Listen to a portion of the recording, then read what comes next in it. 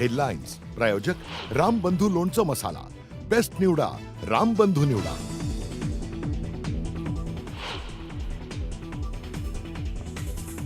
पहलगाम हल्ल्यानंतर सुरक्षा यंत्रणा अधिक सतर्क। एनआयए प्रमुख, जम्मू काश्मीर पोलीस आणि सीआरपीएफ सह अन्य एजन्सी बैठकीत सहभागी। सुरक्षेच्या दृष्टीने पावलं उचलण्यावर चर्चा।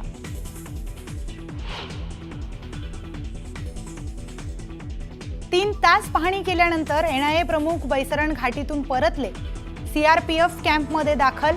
तपास आणखी वेगाने पुढे जाण्याची शक्यता।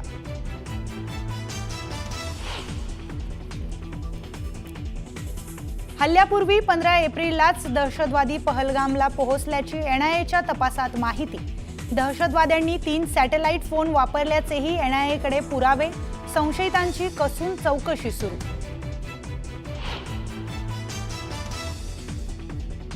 दहशतवादी हाशिम मुसा अजूनही पहलगाममध्ये लपल्याची माहिती। तर पाकच्या लष्कराकडून हाशिमला काश्मीरमधून बाहेर काढण्याचे प्रयत्न सुरू। वरिष्ठ सूत्रांची न्यूज 18 लोकमतला माहिती।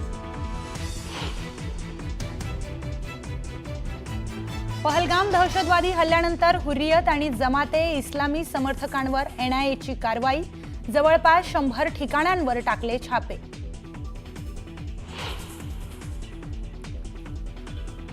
पहलगाम हल्ला संदर्भातील याचिका कोर्टाने फेटाळली। सुरक्षा दलाचं मनोबल खच्ची करणं योग्य नाही।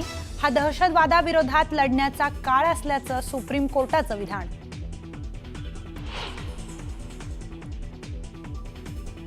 वेव्स परिषद ही ऐतिहासिक। येत्या काळातही परिषद नवी उंची गाठेल। तर पहिल्या परिषदेतच वेव्स परिषदेचं जगानं लक्ष वेधलं। पंतप्रधान मोदींकडून वेव्स परिषदेचं कौतुक।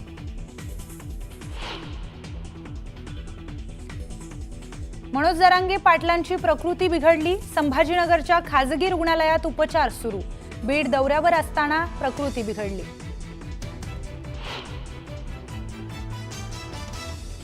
धाराशिवमध्ये जिल्हा नियोजन समितीच्या सभागृहाबाहेर मराठा आंदोलकांचा गोंधळ।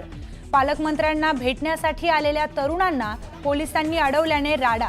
मराठा आंदोलक मात्र भूमिकेवर ठाम।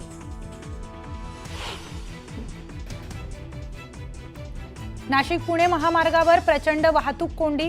रस्ता रुंदीकरणाचं काम सुरू असल्यानं 2 किलोमीटरपर्यंत वाहनांच्या रांगा। प्रवाशांचा मनस्ताप।